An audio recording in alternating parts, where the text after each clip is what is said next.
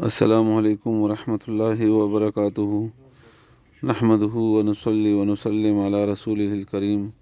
محمد وعلى آله وأصحابه أجمعين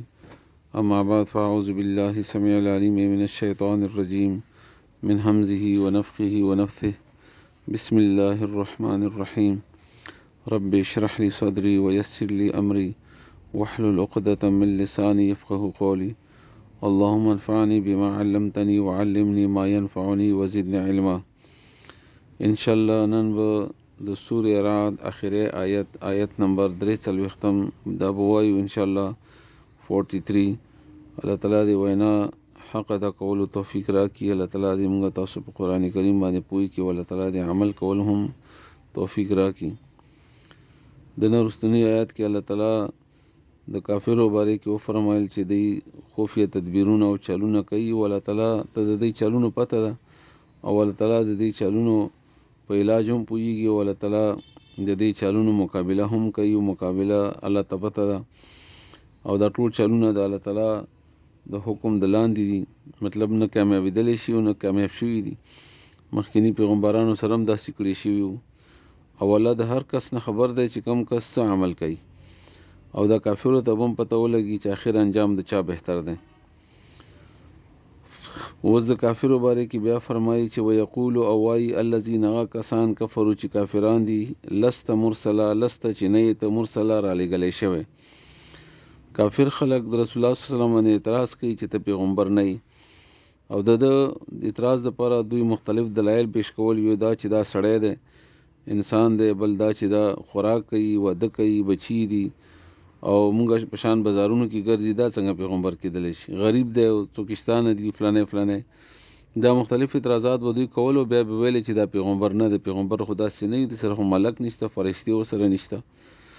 یا دې مونږ ته دا شیونه وکړي. نو الله جواب ورکوي چې قول دی ته ووایه کفا چې پوره دی بالله الله تعالی شهیدن ګواه بیني زما منځ کې و بینکم ستاسو په منځ کې. د الله تعالی ګواهي نه لویه ګواهي بیا د چا کېدلی شي؟ الله په دې ګواه دی چې زه د الله پیغمبر یم او چې الله ګواهي ورکړي بیا د بل چا ګواهي ته څه ضرورت دی؟ الله ته پته ده. نو اولاد دوی ته ووایه چې یو خو الله په دې ګواه دی چې زه د الله پیغمبر یم او ما باندې کې الله ګواهي ورکړې ده او قرآن کریم کې دا لوی دلیل دی د رسول الله صلی الله علیه وسلم په پیغمبرۍ باندې. الحمدلله. ومن هغه څوک عنده چې هغه سره علم الکتاب علم د کتاب دی هغه هم په دې ګواه دي. چا سره چې د کتابونو علم دی لکه د تورات علم شو، د انجیل علم شو، چا سره د مخکینی لکه عبدالله ابن سلام د یهودیانو غټ عالم و، همدغه رنګ عدي ابن حاتم و د عیسایانو و عالم و خبرو، همدغه رنګ نور صحابه کرامو چې هغه د یهودو کتابونو د علوم هم ورسره و، د تورات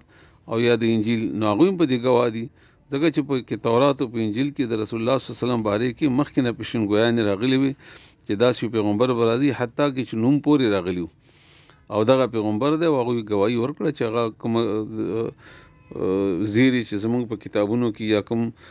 پیشنګویانې راغلي وي هغه همدغه سړی دی. نو هغوی هم ګواهي کوي او دغه ګواهي کافي ده او تاسو منئ که نه منئ دا ستاسو خپل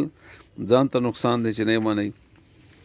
ویقول الذین او وایي هغه کسان کفرو چې کافران دي لست مرسله چې نه یې ته رالیږلی شوی ان ته پیغمبر نه یې. قل ووایه دوی ته جواب کې کفا چې پوره دی بالله الله تعالی شهیدن ګواه ان د الله ګواهي کافي ده بیني زما منځ کې و بینکم ستاسو په منځ کې ومن او هغه څوک چې عنده هغه سره علم الکتاب علم د کتاب هغه هم په دې ګواهي دپاره کافي دي.